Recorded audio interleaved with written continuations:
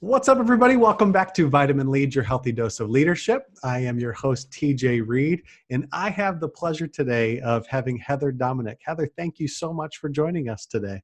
I am so happy to be here and really looking forward to our conversation for today. Me too. Heather, so we've shared a little bit of your bio, but would you mind telling us a little bit about yourself? And I would love to hear a little bit about how you collaborated with Bette Midler. Oh I my think I gosh. saw that, so I would Yeah, love to hear some of sure. that too.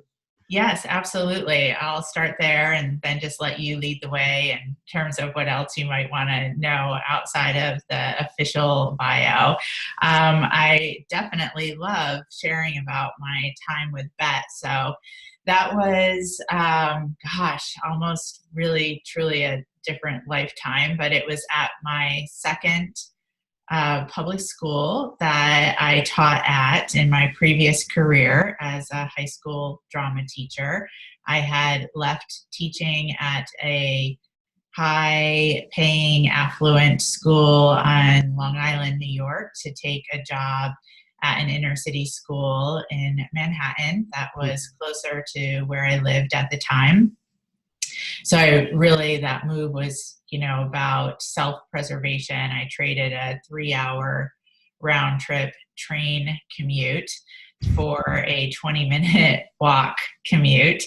That sounds a And lot better. yes, it really was. I didn't know that I was highly sensitive at the time, but looking back, it makes sense that that was really important to me, Yeah. to be able to have that quality of life. And though I didn't know it when I took the job, what came with that position was a unique way that that school was structured at the time. And it was a large city school of 3,000 students, and it was divided into what was referred to as houses. And each house, which was basically divided by floors because it was a 13-story, almost full block wide building. Each floor was a house, and I was hired for the performing arts house, and each house had a business partner. So a partner within the New York City community who had chosen to really basically devote the time and energy and resources to supporting the students of that house. And the supporter of the performing arts house was Bette Midler. So I had the opportunity to work closely with her, and a few of the things that we did together were, one, we took a regular old inner city classroom and we turned it into a black box theater, which is what I used on a day-to-day basis with my students. And she also supported costuming the first musical that had been done in over 20 years at that time, which was The Wiz. So I directed that production, and all the students, their costumes were made out of previous costumes worn by Bette Midler. Oh, wow. That's pretty cool. Yeah. And she also did a couple of guest visits into my class and, some other really wonderful collaborative opportunities that I had with her. So that's the scoop from that period in my career.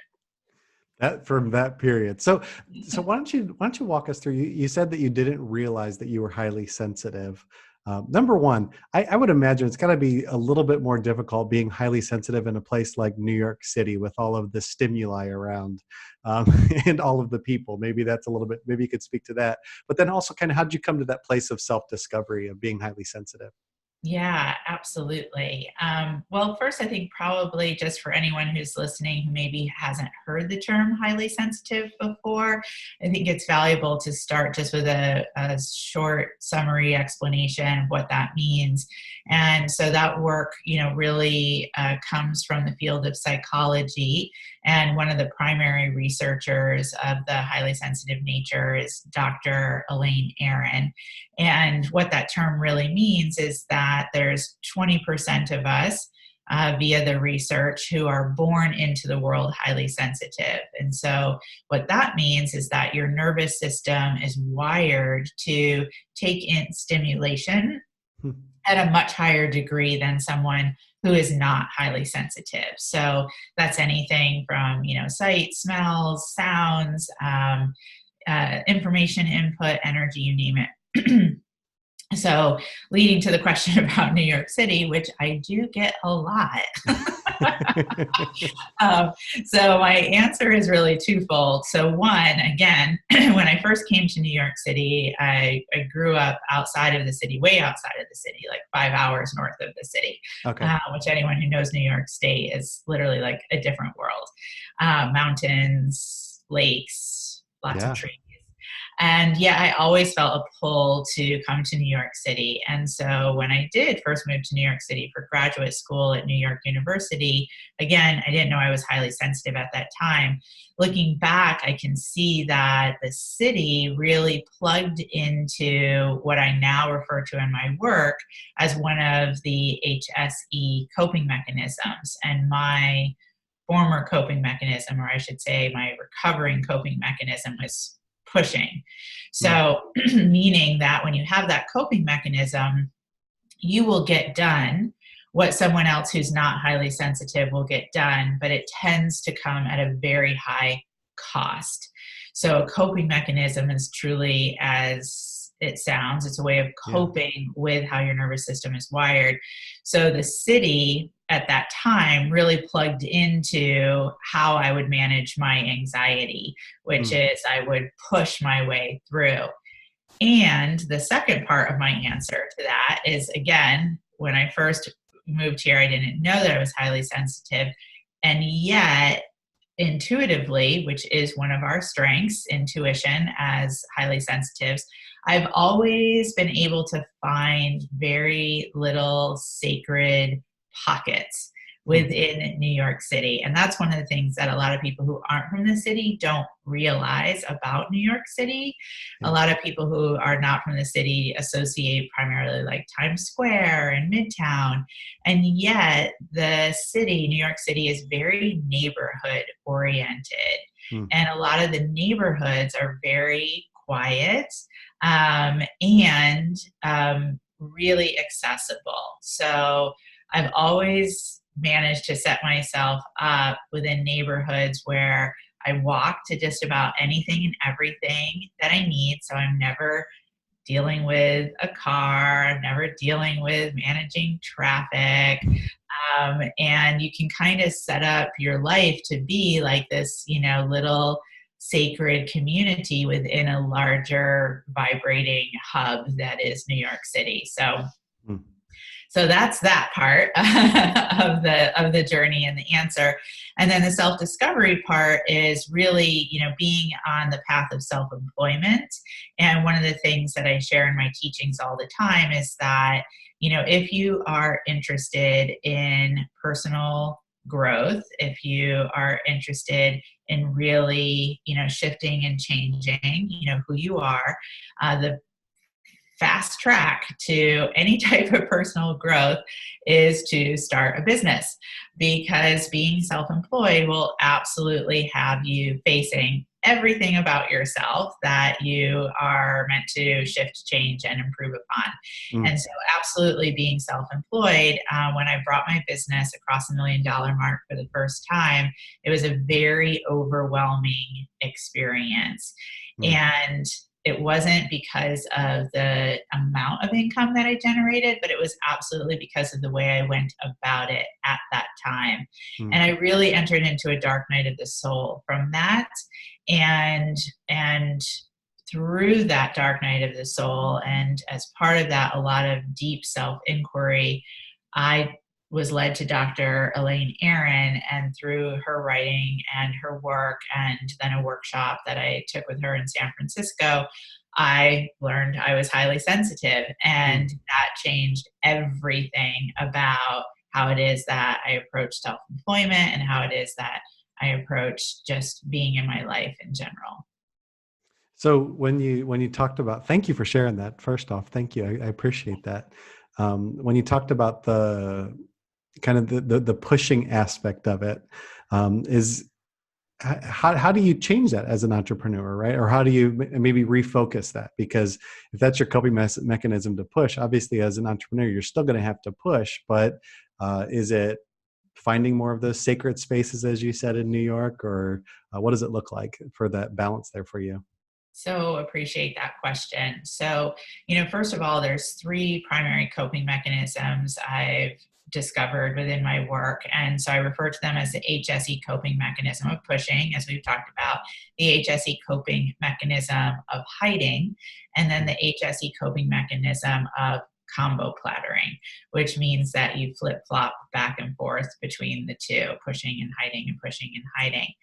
And so coping mechanisms are, again, exactly as they're described. And for someone who's not self-employed, being able to learn how to cope with your sensitive nature is a success within itself for certain.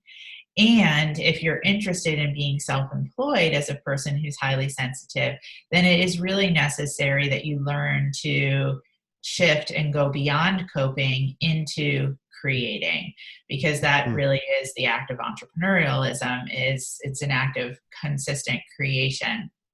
So the tools, excuse me, the tools that I teach are really about, first, learning how to be aware of your coping mechanism and the ways that you default to that coping mechanism. So it requires a bit of deconstructing your behavior and being able to develop an awareness, and through that awareness then begin to make different choices.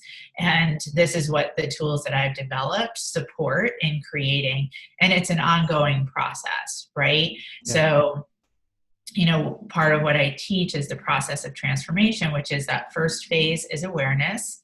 And the second phase is understanding. And that's an intellectual understanding, where you can kind of take a position and look at yourself and your behavior and say, oh, I see what it is that I have done in the past. And I see how that behavior has created these results. And I see now that I'm interested in doing something different. The third phase of transformation is what I refer to as knowing, where you shift not only from awareness to understanding, which again is primarily intellectual, but into a space of knowing, which is embodiment. And that's really where the magic and the miracles lie, between understanding and knowing, and requires a consistent use of teachings and tools that have you tracking your behavior and tracking making different choices and being held accountable to course correct as needed, where needed, to re-return and get back on track when you want to default back to previous past behavior, because we all do, because that's what's familiar and that's what's comfortable. And that's really what creates the true transformation and change, and then literally has you operating differently as a person who's highly sensitive. And it's absolutely the process that I've gone through, continue to go through myself, and have witnessed and mentored so many to go through. And it's truly, truly remarkable and miraculous. It's, you literally start showing up in your business and in your life differently. And then, of course, you're having a different experience and different results as well. Yeah. So is that move from kind of understanding to knowing, would you characterize it as like from a mind to like a soul or a heart thing, that kind of embodiment, I guess, would just be all of those things wrapped together, that they start to work in tandem with one another? Is that right? Yeah, I would say that explains it well, all wrapped together, right? It's a mindset shift. So the way that you think about things starts to happen differently. It is absolutely like a heart-soul shift. You begin to feel differently. And then it's an experiential shift, because you start to behave differently, and then you have different experiences as well. And it's a power of a process. And it's the process that really is so key, because most people stop at understanding when it comes to a transformational experience, whether they're highly sensitive or not. You think, like, once you get it intellectually, you're like, oh, well, okay, things should be different now. And then you're like, ugh, why aren't they different? And you're like, ugh, something must be wrong with me, or ugh, this doesn't work. But in truth, when you really stay with it, then that's where the true change comes from. Hmm. That's really good. I've as I've been like just personally, you said when you start to put yourself out there, it really like exposes you. I heard somebody talk about kind of the capacity to have, and I'm realizing it's not just a mind thing, but it's like it's how I view myself, and like who Yes. I am, that has to kind of get recentered and stuff. So, Yes. um, Yes, well, absolutely. And I think also then that speaks to your point in regards to, when you mentioned like, well, as an entrepreneur, as a person who's self-employed, you have to push to get yourself out there. And when you engage in that process of transformation that we've been talking about, you don't have to push. hmm, You have to effort for sure, but that's a very different use of energy where, especially for those of us who are highly sensitive, when we're pushing to cope, we find ourselves exhausted, right? And yeah, we find ourselves overwhelmed and then retreating. And this is part of what I teach as the HSE coping cycle, where we have to go through a period of recovery versus when you are really consciously directing your energy and effort in that transformational process, then you are still, again, efforting. Yes, you have to be out there, but you don't have so much of that sense of, oh, this has taken so much from me. yeah. And now I have to really recover. Instead, it's this consistent upward spiral experience of evolution. Hmm. I what you're saying there, I think I heard you, or maybe I read it on your website. You were talking about how early on you went to so many of these sales talks and other things like that, and it just wasn't resonating with you. Is that kind of where you maybe started to distinguish that pushing versus efforting thing as you looked at sales and stuff? Yes, I would say probably not right away because, again, I'm going into my 17th year of being self employed, and I discovered that I was highly sensitive about 10 years ago.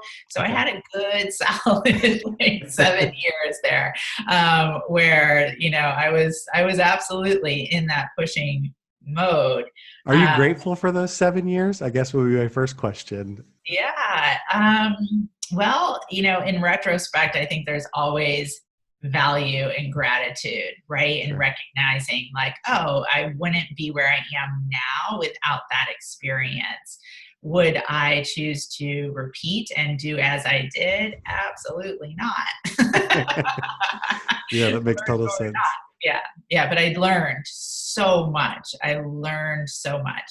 And I see, again now how it could have been done differently. And that's what I am here to serve and offer up to other highly sensitives to be self-employed so that they don't have to be in a cold hotel ballroom for 8 hours being sold to and pitched at and Right. and everything else that came from those early marketing trainings that I attended.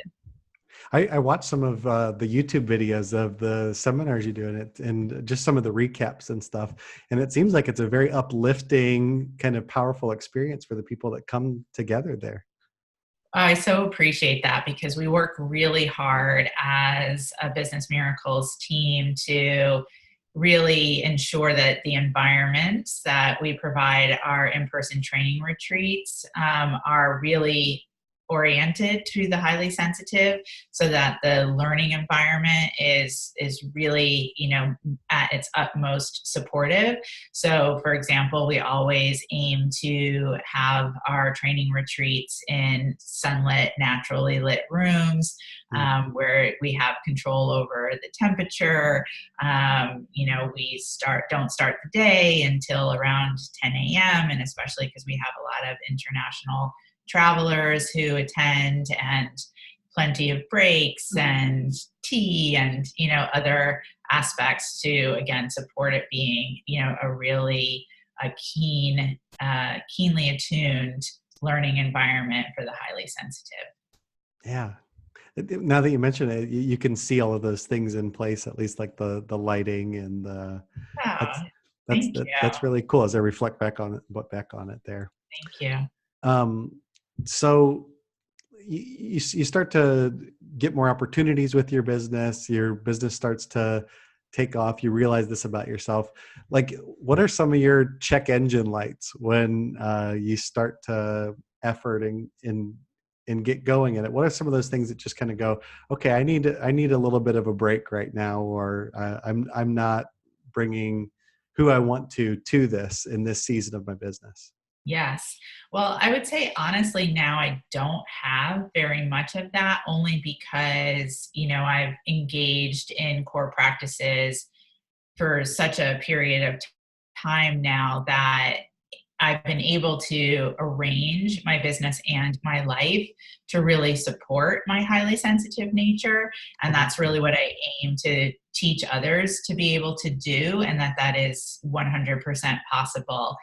I will say, of course, along the way, again, absolutely, it's all been and continues to be a process. And so, as part of that, every tool that I've developed, every teaching that I share, training that I offer, comes from my own experience. And so, it really has been the use of those tools that would really help catch me when I would find myself shifting into the coping mechanism, my coping mechanism, again, recovering pusher here. Right. And I was recently just retelling a story to a group of some of the Business Miracles members that I mentor about when I really started to become aware and have more of that understanding and even dipping into knowing in regards to my own coping mechanism. And it was one moment in particular where it was almost like I had this out of body experience, and I could suddenly be like witnessing myself, moving around my home office like a chicken with its head cut off. And it was almost like I was watching myself in this behavior and like, wow, like this is so interesting. Like I'm like literally being fueled by my anxiety. And there's part of me that thinks I'm being productive and I'm getting a lot done. And then now here's this other part of me where I can watch myself and really see how disconnected I am. And then, through again, the use of the tools that I teach, supporting myself almost like re-entering, coming back into my body and using the tools to write out and make a decision of like, okay, I don't want to continue to feel like this. I don't want to continue to operate like this. I'm going to put myself, in a position of once again, being practically burned out by my business. It's not what this is meant to be about. And then being able to course correct and make different decisions and actions.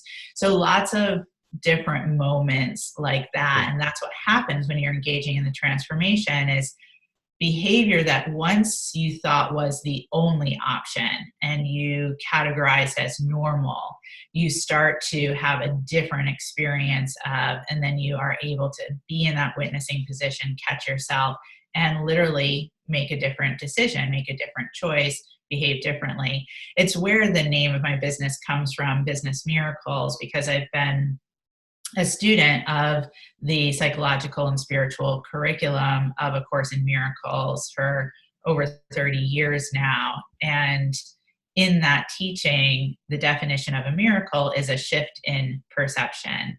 And so when I discovered that I was highly sensitive and made the decision that I wanted to continue to be self-employed as a person who's highly sensitive, that's what I saw was really needed. It's like, okay, a shift in perception is needed about everything, about how I look at myself, about how I look at what it means to be in business, about how it is that I go about being in business.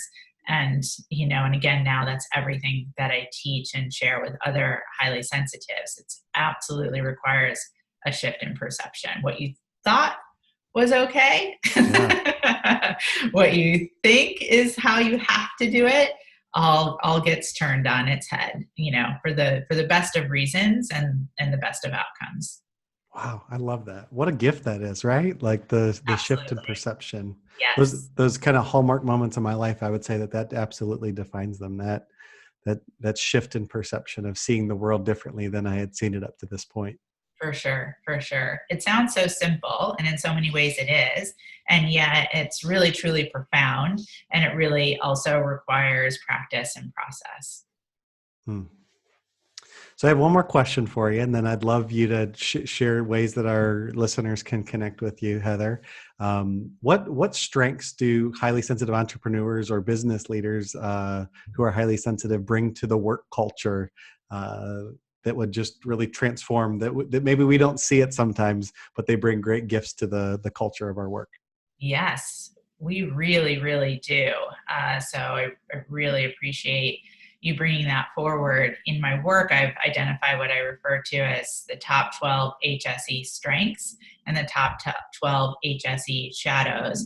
Some of the key strengths that I'll just highlight right now is, first and foremost, as highly sensitives, we are extremely intuitive. So when we give ourselves permission to operate from our intuition, we absolutely have the ability to, bring insights to the work, bring insights to our clients, to those that we serve, in a very accelerated way, not necessarily having to follow the typical, logical, linear process. So intuition is absolutely one of the strengths. I would say additional strengths that highly sensitives absolutely bring to the workplace, and then therefore, to self-employment as well, is the strength of being deep listeners, really being able to hear in between the lines in terms of what a person is saying and what a person is needing. And also deep thinkers and deep feelers. So that deep thinking, again, when really partnered with intuition, is a beautiful formula for accessing creative solutions quite quickly. Mm. And deep listening is really also an ability to connect with that deep feeling strength, which really also equals the strength of empathy. So where we really have the ability to put ourselves in another person's shoes, and then therefore that also contributes to acceleration. And when you really learn how to work with those strengths and work from your strengths, it's an amazing experience of productivity and again creative solving, and